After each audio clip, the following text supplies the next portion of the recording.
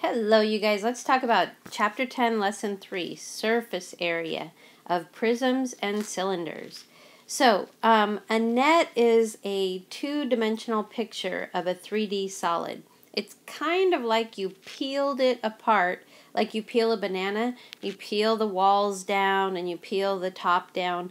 And I'll show you that, but during class we'll practice drawing that. So a net is a two-dimensional picture of a 3D shape. And then surface area. This is really, really important today. It's the total area of all the faces. So imagine we're going to add up the area of the floor, the ceiling, and all the walls. Now, we're going to use, there's lots of ways to do this, but the fastest way I know is to use a formula. So the formula for the surface area is we're going to do 2 times the area of the base plus the perimeter of the base times the height of the shape. And remember, the height's going to be the distance between the bases. So if I were doing the base area of this shape over here, this triangular prism, I would get the area of the triangle, that's the big B. Then I would get the perimeter of the triangle, that's the big P. And then I would look at the height, how far apart the two triangular bases are. Okay, let's talk about example 1, drawing a net. Now this is just kind of for fun. I want to show you if I have to draw the net of this shape right here. Remember, I would have shaded the pentagon as my base, and then so this is a pentagonal prism. So the way that I would start it is I would draw the base. So I'd draw the pentagon. And then I would draw the walls. So I let the walls kind of peel down like I'm peeling a banana. So here's my base, the pentagon, 1, 2, 3, 4, 5 sides. Then I'd draw the walls. So here's 1 wall, 2 walls, 3 walls, 4 walls, 5 walls. And the only thing I have left is to draw the top, which is another pentagon. So attached to one of the walls, it really doesn't matter, I would draw a pentagon. And that's how you would draw a net. So a net takes a 3D solid like this one and draws it flat on a piece of paper. Okay, so look at example 2. If you want to use a net to find the surface area, you would, it says you're painting a jewelry box that is 12 inches long. So notice how I put the 12. 7 inches wide. So I put the 7 going back, and 7 inches tall. So I made my height, my red hot height, 7 inches. Before you begin painting, you need to find the surface area. What is the surface area of the jewelry box?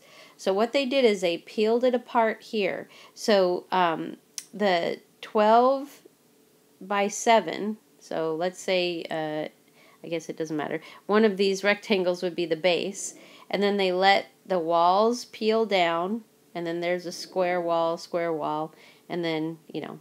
So, anyway, I drew this 3D shape. I drew the net of it here.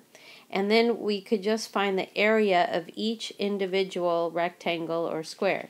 So the area of each square, if you take a look at a square right here, would be 7 times 7, so that's 49 square inches.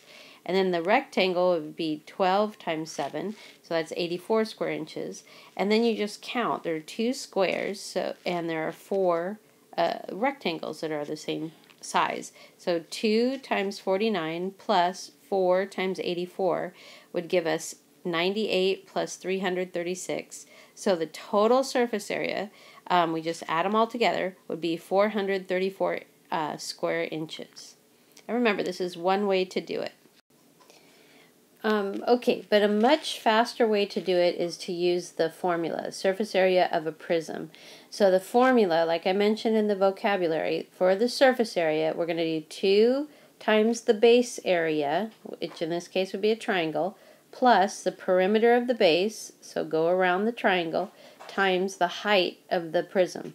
Okay, so and you'll see in example 3 why we do this. Take a look at this triangular prism. I know it's a triangle because the base and the ceiling are triangles. And remember, all the other walls are rectangles. That's why I know that it's a triangular prism.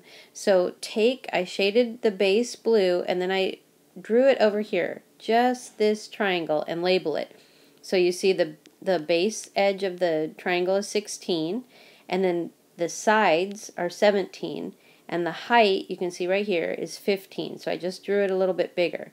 So now the first thing I need to do is get the area of this triangle. Well, remember, the area of a triangle is 1/2 base of the triangle times height of the triangle. So that means 1/2 times 16 times 15. Well, it's easy to do 1/2 of 16, that's 8. And then 8 times 15 gives me 120 meters to the second power. So the area of just that triangle is 120.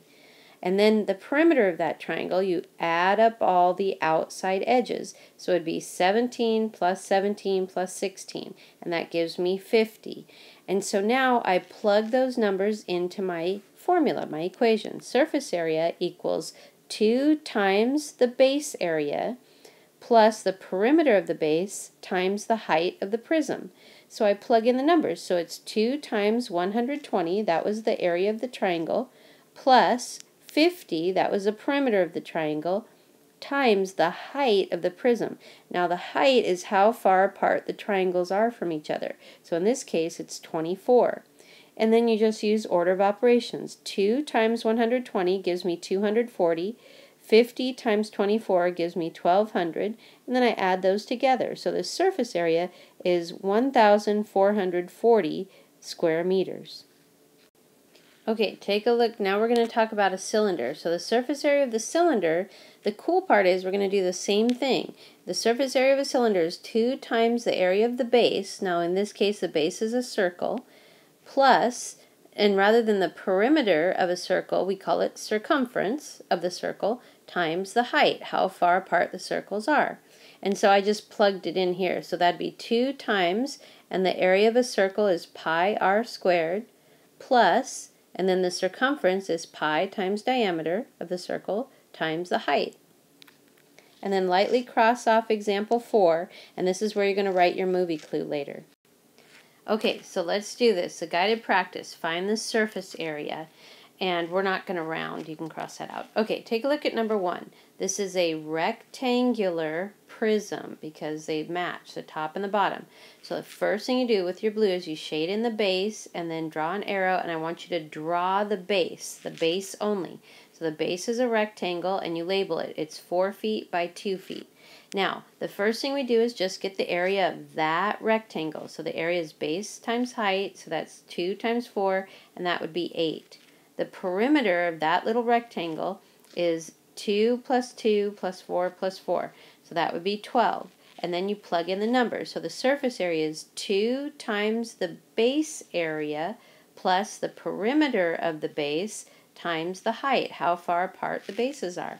So that'd be 2 times 8 plus 12 times 11, the height. And so 2 times 8 is 16, plus 12 times 11 is 32. And then just add that together. The surface area is 148. And then don't forget to label it feet to the second power. Take a look at number 2. This is a triangular prism. Okay, so the first thing you do is shade one of the triangles blue and then draw one of the triangles bigger so you can see it. So the base is a triangle, and I labeled it 24 by 7 by 25. Okay, and so the area of a triangle is 1/2 base times height. So 1/2, and the base of the triangle was 24, times the height of the triangle is 7. Well, it's easy to do. Half of 24 is 12, and then 12 times 7 is 84. Now the perimeter of the triangle is 25 plus 7 plus 24. So I added those 3 numbers and got 56. And then I plug it into the surface area formula. Surface area equals 2 times the base area plus perimeter of the base times the height of the prism. And remember, the height is how far apart the triangles are from each other. So this would be 2 times 84 plus 56 times 20. And then 2 times 84 gives me 168.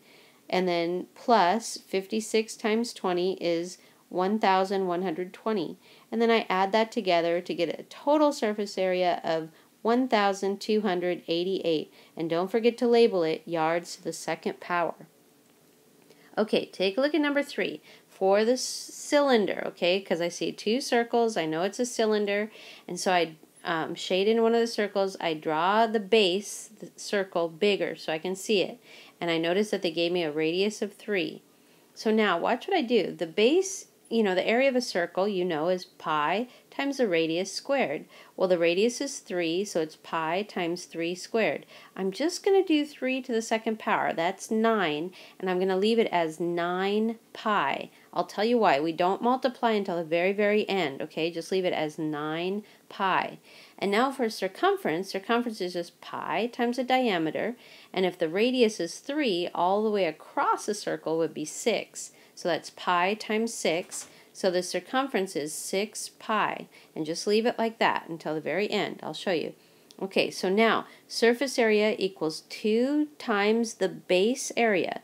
So the base area was 9 pi, so I'm going to put that in, plus the base perimeter or circumference, that would be 6 pi times the height, how far apart the circles are, and that's 15. So now 2 times 9 times pi, 2 times 9 is 18, so that's 18 pi plus 6 times 15 is 90, and then bring down the pi. So 18 pi plus 90 pi makes 108 pi. So now the good news is you only have to multiply by 3.14 once. So do 108 times 3.14 and you'll get 339.12 square inches. Okay, and for the movie clue, I want you to draw a cylinder where I showed you to put the movie clue.